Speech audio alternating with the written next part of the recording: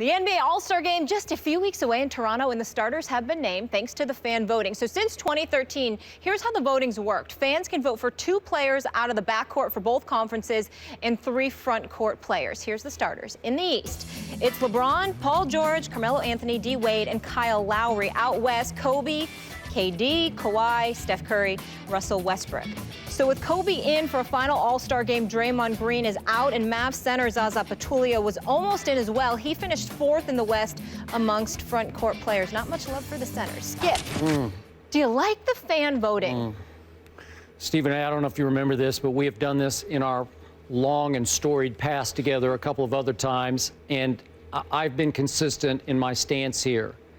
I despise fan voting because every once in a while, not always, but every once in a while, it leads to embarrassing results, such as Zaza Pachulia in his 13th year, having a breakout year, averaging 11 points and 11 rebounds for the 25-19 Dallas Mavericks. He came frighteningly close to becoming an all-star starter. And again, it's just a companion note here. I'm not the biggest hockey fan. We aren't. But that enforcer John Scott just got voted to the NHL All-Star Game, then got traded, then got sent down to the minors. And it's just an embarrassment. Happy for him, good for him, but it's an embarrassment for the sport to me, just as Zaza would have been.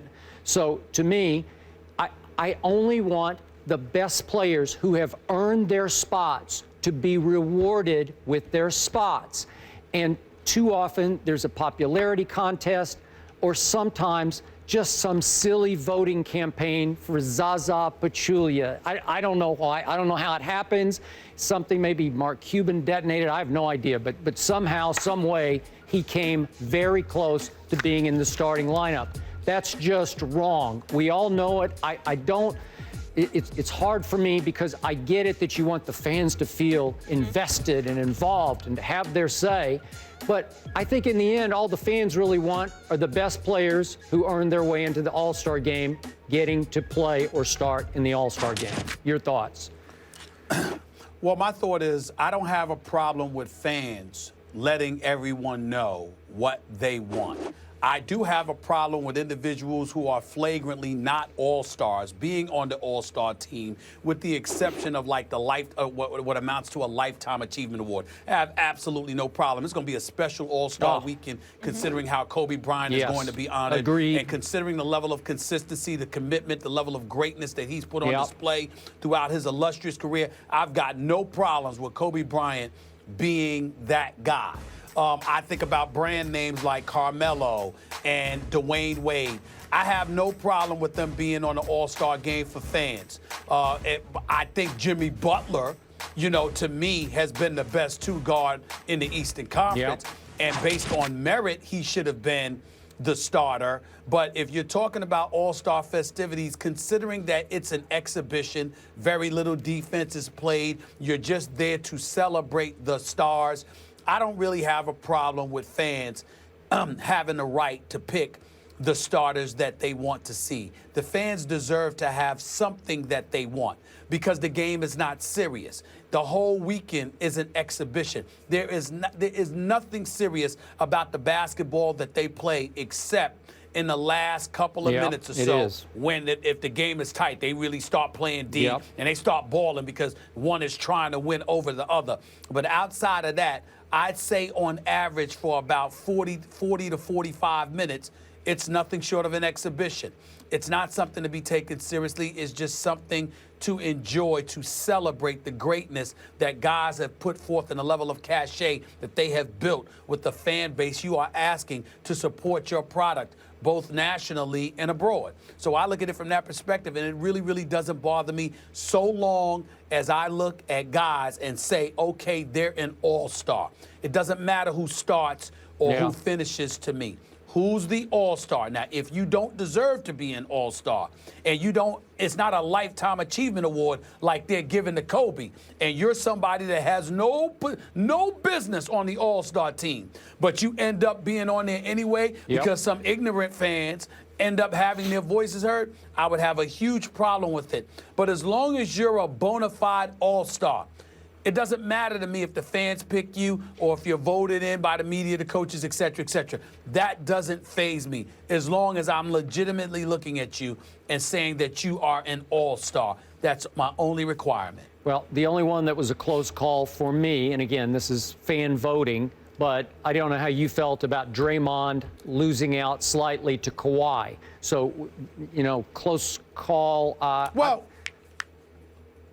don't look at him as losing out on Kawhi. I think that because Kobe is getting that lifetime achievement, that's a spot that was taken away from Draymond because clearly they're not going by positions. What I really feel bad about, what I really feel bad about, Skip, I'm not into just the best players. I think that if DeAndre Jordan is a center, Dwight Howard is a center. DeMarcus Cousins is a center. Hassan Whiteside is a center. I think just to pick brand names, even if they are all-star caliber, and you don't go by position, I think that does a disservice to the guys and their contributions. Because let me tell you something right now. I think a center should be, I think you should be required to pick a center, a power forward, a small forward, a shooting guard, and a point guard. Yeah. I don't think it should just be, oh, let me just pick 3 point guards because they're my favorite players to watch. No, I don't agree with that. I think that's wrong because it does a disservice to the guys and their contributions. Everybody can't score 25 or 30 points a game. Some guys are put out there to block shots, to rebound and defend, to be formidable doing their job. And that comes with the game of basketball. And to ignore those responsibilities, I think does a disservice to the game. DeMarcus Cousins is the best big man in basketball. He proved I don't again understand last how night. you can have an all-star. That's Yep. right. That's right. I don't understand how you could have a starting lineup for the all-star game and the best big man in basketball isn't in the lineup. That doesn't make sense to me. Okay. What, is his fault that he's 7 feet instead of 6 feet? Okay. That don't make any sense. So what if we just let the coaches pick both the starters and the reserves? Wouldn't that be more objective and you'd probably get a clearer picture, a more satisfying picture of who deserves it and who doesn't? You know what I would like? I think the media should do it. And I'll Okay. tell you why I think the media should do it. But it shouldn't be a poll like, oh, just consensus like we just throw out there and the media says no. I mean, if Skip Bayless and Stephen A. on national television, if Chris Broussard's on national television, and you got people for the other networks on national television, and you got the NBA writers, I think everybody's name should be attached to their vote. So everyone knows who you picked because that will elevate the level of accountability you must have and the level of objectivity that you must display. But I trust the media to be most objective so long as everybody could see who we picked and why and how we have to justify it because it is our job. I think that combined with the coaches do the job, the coaches and the media.